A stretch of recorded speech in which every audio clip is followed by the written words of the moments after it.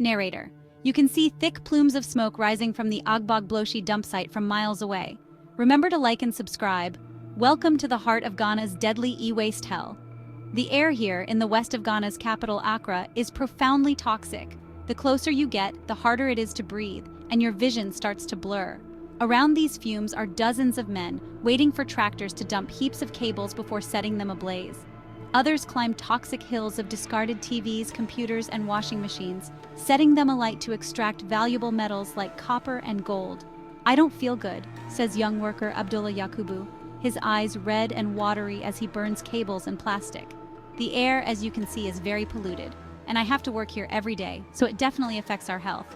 A huge pile of e-waste, including large screens, towers over the Agbogbloshie dump.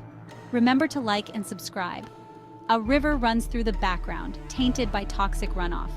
E-waste is the world's fastest-growing waste stream, with 62 million tons produced in 2022, up 82% from 2010, according to a UN report. The electronization of our societies is driving this surge, everything from smartphones and computers to cars with electronic devices. Most e-waste is difficult to recycle due to its complex composition, including toxic chemicals, metals, and plastics.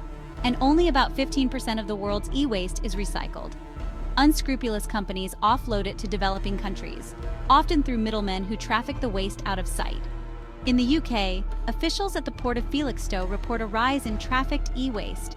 Ben Ryder, from the UK Environment Agency, says waste items are often wrongly declared as reusable, but are actually broken down for valuable metals and then illegally burned in countries like Ghana.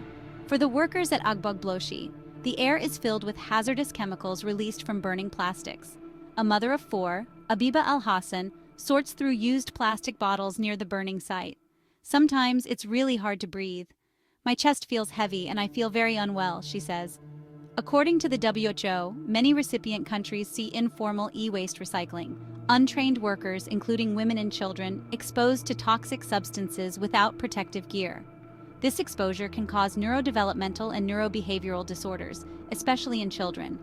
From January 2025, the Basel Convention will require exporters to declare all e-waste and obtain consent from recipient countries. But there are countries like the US which haven't ratified the Basel Convention, allowing e-waste trafficking to continue. Back at Agbogbloshie, Abiba spends nearly half of her earnings on medicines to treat conditions resulting from her work at the dump. "But I'm still here because this is my way of survival and that of my family," she says. For now, the deadly cycle of e-waste hell continues, claiming lives and poisoning environments as the world grapples with its fastest-growing waste crisis. Thanks for watching. Don't forget to like, share, and subscribe for more insights into global environmental issues. Remember to like and subscribe